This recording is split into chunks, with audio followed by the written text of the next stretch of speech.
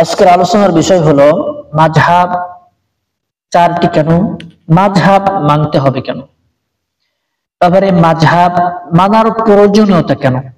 কোরআন এবং হাদিস থেকে তো আমি মানবো, কোরআন এবং হাদিস মানবো, তাহলে আমি কেন মাযহাব মানতে যাব? আবার কিছু কিছু মানুষ মাযহাবের হুকুম কি, মাযহাব মানার প্রয়োজনীয়তা কেন, মাযহাবের অর্থ কি, এই সব সম্পর্কিত বিষয় নিয়ে আজকে আলোচনা করবেন ইনশাআল্লাহ তাআলা।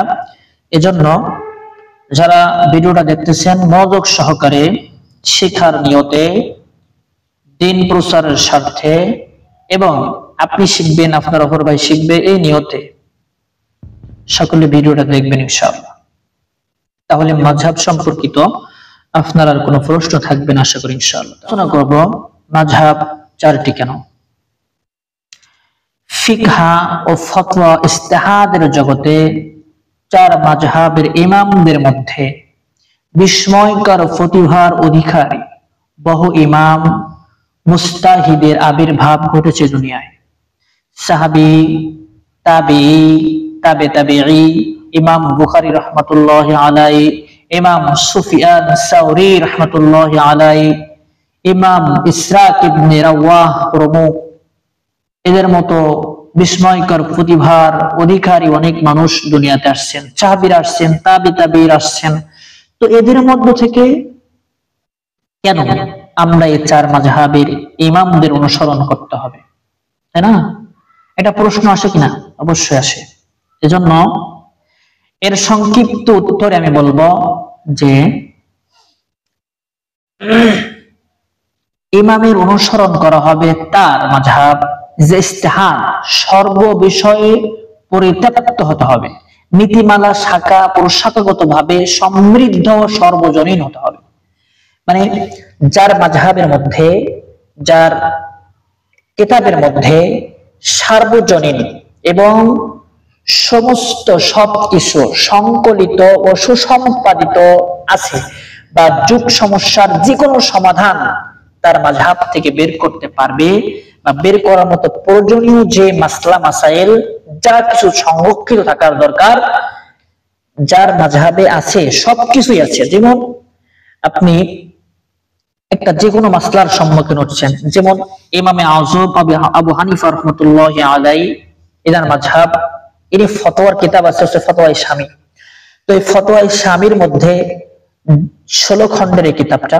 তো এই কিতাবের মধ্যে ইমামে আযম আবু হানিফা রাহমাতুল্লাহি আলাইহি যুগ সমস্যা, বর্তমান যুগের যত সমস্যা যা কিছু আছে সবকিছু প্রয়োজনীয় মাসলা মাসাইল এই ফতোয়া শামীর মধ্যে আছে। তো এখান থেকে যখন আপনি সমস্ত ফতোয়া বের করতে পারবেন, এমনকি আপনার এই ফতোয়া এগুলা বোঝানোর জন্য জগতে যে আলেম থাকবে, মানে তার মাযহাব বোঝানোর ক্ষেত্রে যেন যে মাযহাব মানে যে ইমাম আলেমরা যারা আছে, ফকিহগণ যারা আছে, যে তার মাযহাব সম্পর্কে বুঝাইবে। যেমন মনে করেন আমি একটা কিতাব লিখলাম, তো আমার এই কিতাবটা বুঝিয়ে দেওয়ার মতো আলেম যদি থাকে, তাহলে সেই ইমামের সেই কিতাব অনুসরণ করার জন্য মানুষের জন্য সুবিধা হবে। তাই এই সব ইমামদের অনুসরণ করতে হবে যার কিতাবের মধ্যে সমস্ত সবকিছু জাগতিক সবকিছু বিদ্যমান আছে, যার থেকে ফতোয়া বের করে পার্থিব জীবনে সে চলতে পারবে, আখিরাতের জীবন তার জন্য সুগম হবে। শুধুমাত্র কেবলমাত্র এই ইমামের অনুসরণ করা ওয়াজিব। কিন্তু এই চার ইমাম আহলে সুন্নাহ ওয়াল জামাত এর মধ্যে সীমাবদ্ধতা আছে। যেহেতু আছে তাদের এই চার ইমামের কিতাবের মধ্যে সমস্ত সবকিছু সংরক্ষিত কিন্তু কিতাব আকারে আছে, এবং এদের এই কিতাব বুঝিয়ে দেওয়ার জন্য যুগে যুগে আলেমও আছে। এজন্য এই মাযহাব মানা ওয়াজিব। আশা করি সবাই এটা বুঝতে পারছেন।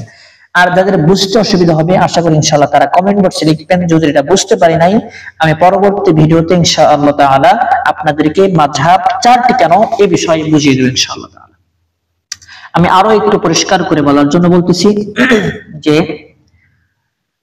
যেমন মনে করেন আপনি যে কোনো আপনি নামাজ পড়তেছেন, তো এই নামাজটা বোঝার জন্য আপনি কিন্তু কিতাবাদি দেখে কোরআন থেকে দেখে, হাদিস থেকে দেখে, সব কিছু মিলিয়ে আপনি কিন্তু একটা ফতোয়া বের করা বা একটা মাসলা বের করা আপনার আমার মতো সাধারণ মানুষদের মধ্যে সম্ভব না। তো যারা যেসব আলেম ওলামারা এই ফতোয়া বের করে আমাদের জন্য সুন্দর করে ব্রানের মতো বানিয়ে সামনে রেখে দিয়েছে, তাই আমরা এখান থেকে এটা খেয়ে খাইতে পারি। তো আমরা যদি রান্না করে ঝাল কেটে পেস্ট কেটে সুন্দর করে যদি রান্না করে খাইতাম, তাহলে আমাদের কিন্তু অনেক সময়ের প্রয়োজনীয়তা আসতো।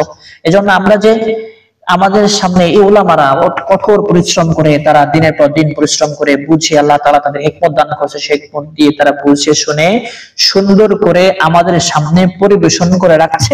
আমরা এখন ডাইরেক্ট ফতোয়ার ভিতরে ঢুকে যাই, সেখান থেকে ফতোয়া বের করি আর আমরা আমাদের জীবনে চালাই।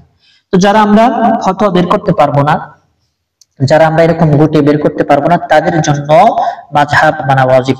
তবে যদি আপনি নিজে কোরআন হাদিস থেকে বের করতে পারেন, কোরআন থেকে যদি আপনি বের করতে পারেন, হাদিস থেকে যদি আপনি গবেষণা করে বের করে আমল করতে পারেন, তাহলে ঠিক আছে, আপনার জন্য আপনি পারবেন। মাযহাবটা মানলেও আপনি পারবেন, কোন ইমামের অনুসরণ না করে আপনি পারবেন।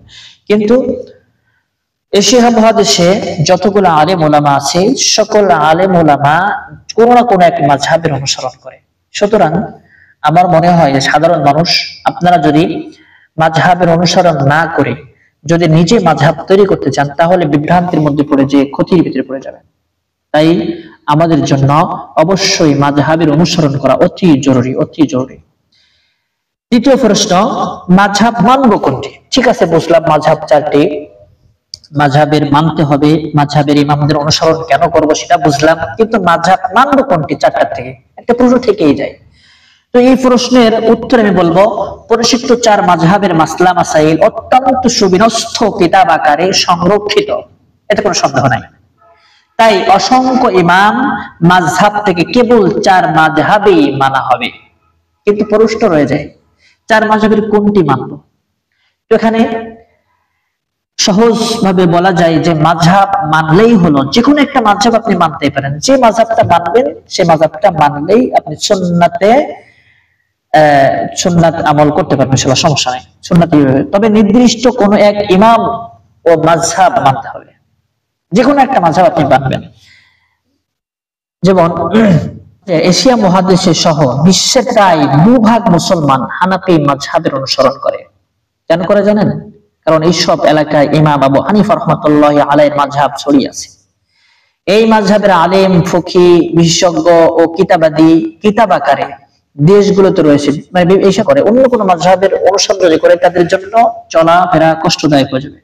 তাই যে এলাকায় যে মাযহাবের অনুসরণ মানুষ বেশি করে, ওই এলাকার মাযহাব মেনে চলা আমাদের জন্য সহজ হবে।